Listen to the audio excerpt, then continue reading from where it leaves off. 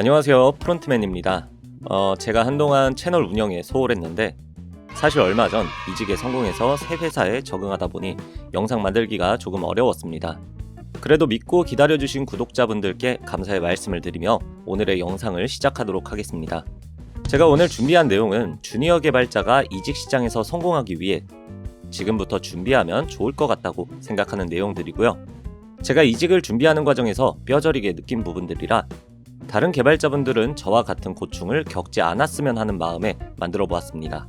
프론트엔드 개발자 중심의 내용이긴 하지만 다른 직군의 개발자도 참고할 수 있을 만한 내용이니 영상 꼭 끝까지 시청해 주시길 바라고요. 특정 기술을 딱 집어서 이거를 배워야 한다는 취지의 영상은 아니니 시청에 참고해 주시면 감사하겠습니다.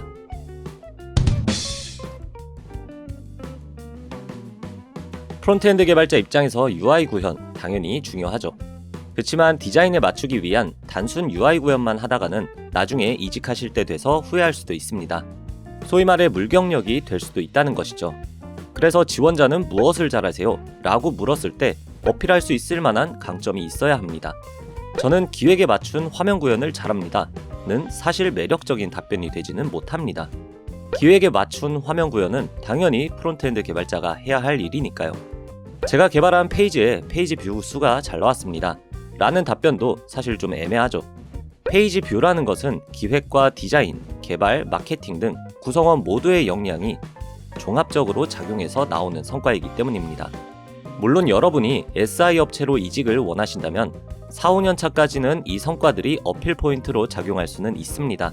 하지만 그 이후의 연차나 인하우스 개발을 원하신다면 보다 개발자스러운 성과를 내는 것이 아무래도 좋겠죠. 같은 UI 구현을 진행하더라도 디자인 패턴과 재사용성에 대해 고민하고 API 호출 횟수를 효과적으로 관리할 수 있는 방안을 고민해야 합니다. 그리고 렌더링 성능에 대한 고민도 있어야 하죠.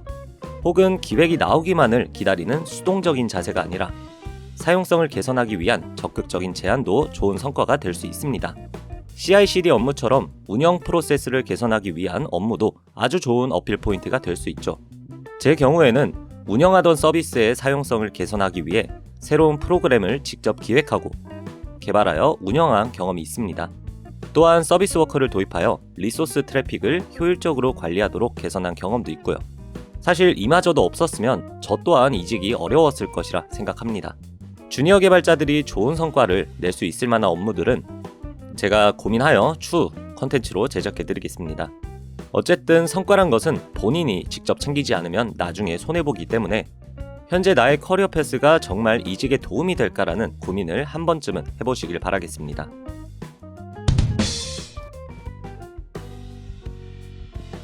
여러분의 회사가 B2B든 B2C든 서비스를 하고 있는 회사라면 회사를 다니고 계실 때 트래픽 데이터를 꼭 뽑아두시길 바랍니다. 한 달 혹은 분기마다 주기적으로 기록해 놓으시면 가장 좋을 것 같고요. 최소한 DAU와 MAU 정도는 알고 계시는 게 좋을 것 같습니다. 면접관이 이 내용을 물어보는 경우가 많기도 하고 이렇게 주기적으로 정리해 놓으시면 내가 진행한 개발 업무가 프로젝트 성과에 얼마나 기여를 했는지 경력 기술서에서 어필하기도 좋습니다. 여기에 더해 성능 개선에 대한 업무가 있다면 업무 전후의 성능 지표들도 반드시 확인하고 데이터를 확보해 두는 것이 좋습니다. 당장 트래픽을 확인할 수 있는 환경이 구축되어 있지 않다면 구글 애널리틱스 같은 추적 도구 적용 업무를 하나의 성과로 가져가셔도 좋을 것 같습니다.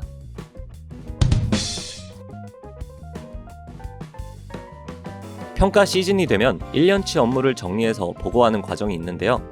당연한 얘기겠지만 여기서 제출한 성과 데이터들 역시 바로바로 백업해 두시는 게 좋습니다. 간혹 사내 시스템의 성과를 입력하도록 하는 경우도 있어서 귀찮아서 백업하지 않고 있다가는 나중에 찾아보기 힘들어질 수도 있거든요. 그렇기 때문에 평가 기간이 되면 성과를 제출하는 즉시 파일 형태로 해서 백업해두는 것이 좋고요. 가장 좋은 것은 채용 플랫폼에 등록된 이력서와 경력 기술서에 바로바로 업데이트하는 것입니다. 저도 성과 파일들을 귀찮아서 백업해두고 있지 않다가 퇴사할 때가 다 돼서 찾아보니 1년치에 해당하는 내용들이 누락되어 있어서 기억을 더듬어 경력 기술서를 작성한 경험이 있습니다.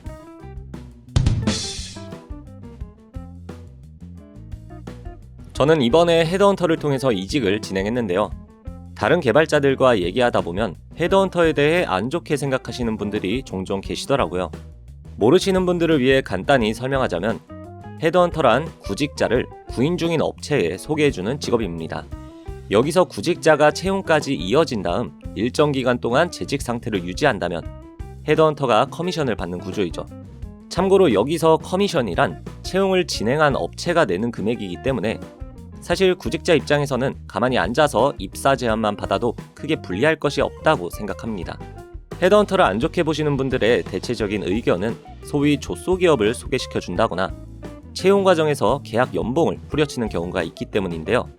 일단 저는 운이 좋아서 그런 건지 몰라도 나름 업계 1위의 굵직한 기업을 좋은 조건에 잘 추천받았습니다. 제가 헤드헌터를 추천드리는 이유는 일단 대부분의 채용을 헤드헌터로 진행하는 기업이 있기도 하고 일단 헤드헌터를 통하면 코딩 테스트나 기술 과제 같은 채용 프로세스를 건너뛰는 경우도 종종 있기 때문입니다.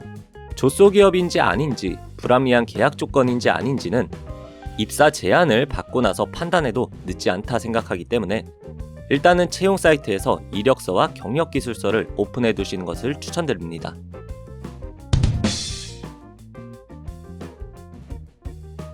이건 실제로 그런 건지는 잘 모르겠지만 제가 많은 채용 공고를 보면서 느낀 점이 5년 차쯤부터는 순수하게 프론트엔드 기술 스택만 갖고 있는 개발자를 기업들이 선호하지 않는 것으로 보였습니다. 대부분의 기업들이 CI/CD 경험과 AWS 사용 경험, 그리고 백엔드에 대한 지식 중 최소 1개는 자격 요건으로 달고 있더라고요. 제가 현재 회사로 이직을 결심하게 된 것도 프로젝트의 성격에 따라서 풀스택 업무를 진행할 수도 있다는 조건이 있었기 때문입니다. 이것은 제가 공고들을 쭉 보면서 느꼈던 그냥 개인적인 느낌이었기 때문에 지금 당장 이직을 결심하고 계시지 않더라도 5년 차쯤 되는 프론트엔드 개발자에게 기업들이 요구하는 기술 스택이 무엇인지 채용 사이트에서 한번 확인해 보시는 것을 추천드리겠습니다. 마지막으로 요새 이직 시장 정말 굉장히 힘듭니다.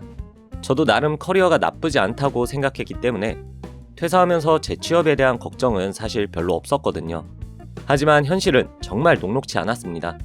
만약 여러분들이 지금 이직의 난항을 겪고 계시다면 그것은 여러분들의 능력 부재가 아닌 시장 상황의 문제일 가능성이 굉장히 높다고 생각합니다. 따라서 재직 중이신 직장이 있다면 당분간은 퇴사하지 마시고 직장을 다니시는 상태에서 이직을 하시는 것이 좋을 것 같습니다. 그럼 제가 오늘 준비한 내용은 여기까지고요. 다들 잘 준비해서 좋은 기업으로 이직하시길 바라겠습니다. 오늘 내용이 유익했다면 좋아요와 구독 버튼 부탁드리겠습니다. 감사합니다.